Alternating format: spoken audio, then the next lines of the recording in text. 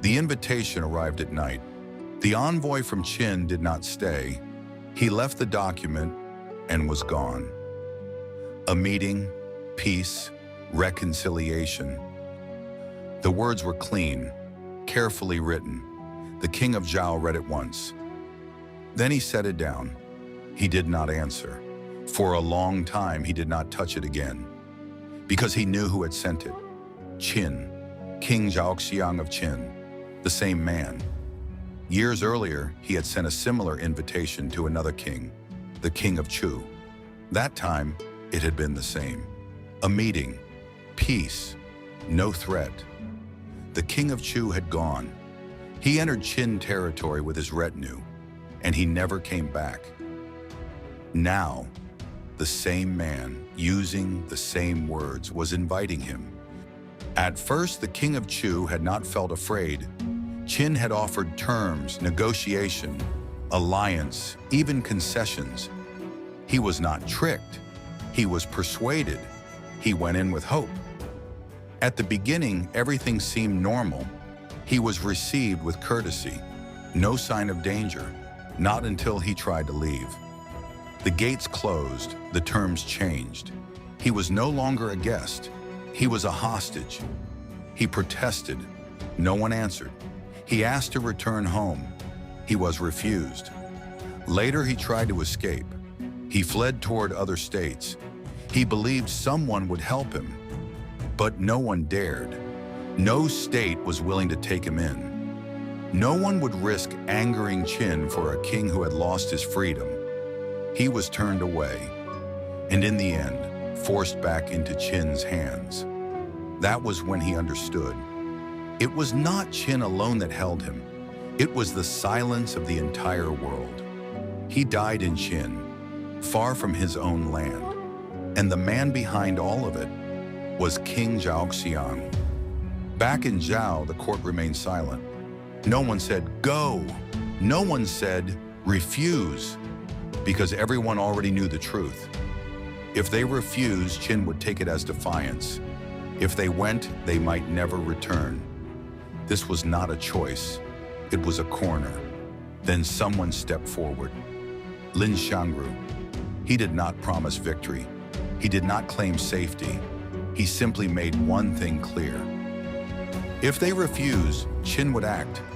If they went, there was still a chance. Not safety, just a chance. The King of Zhao looked at him and agreed. They left Zhao without ceremony, no music, only a quiet procession heading west. The closer they moved to Qin, the heavier the air became. Everyone was thinking the same thing. Is this a one-way road? At Mianchi, the answer was clear. This was not neutral ground. This was Qin's territory. The camps were orderly. The soldiers were in place. Everything belonged to Qin. King Zhaoxiang was already waiting. He did not need to speak. The pressure was there. The King of Zhao took his seat. The banquet began. Wine was poured. Music played. Everything looked normal. Too normal. It did not take long. King Zhaoxiang spoke, calmly. He asked the King of Zhao to play the zither. There was no threat in his tone, but no one mistook it for a request. The King of Zhao paused. He understood what this meant. A ruler performing for another ruler. This was not equal, but that was not the worst part. He reached out. The music began. At that moment, Qin's historian started writing. The King of Zhao played the zither for the King of Qin. That single line changed everything. It was not a record, it was a definition. Once written, it would leave this place. From then on, every mention of Zhao might carry it. Lin Xiangru had not moved. He had been watching. He knew this was only the beginning. If this moment stood, everything that followed would move the same way. The King of Zhao would be pushed lower, just like another king had been. Lin Xiangru lifted his eyes. He looked at King Zhaoxiang. He knew that face, the same man who had once kept a king in Qin until he died. The music stopped. Everyone thought it was over. Then Lin Xiangru stepped forward. He did not stop. He walked straight toward the King of Qin, close enough that no one could react in time. In his hands was a foul. Moments ago, the King of Zhao had been made to play. Now Lin Xiangru spoke. "Let the King of Qin play the fu for the King of Zhao." The room froze. This was not a request. It was the same rule. Returned. Lin Xiangru did not step back. He stood there. The distance was too small. Everyone understood it. If this moment broke, what followed would no longer be a banquet. The foe in his hands, Haka, was close enough to strike, and the guards, Anna, would be too late. King Zhaoxiang looked at him. There was a brief silence. Then he reached out. He took the foe and struck it once. It was enough.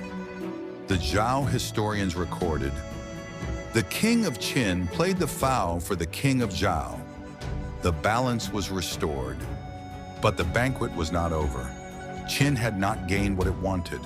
A Qin minister spoke softly. He said the King of Qin would soon celebrate a great occasion. It was proper to present a gift. If Zhao would offer 15 cities, that would be fitting. It sounded polite, but everyone knew what it was: a demand. Lin Xiangru did not hesitate.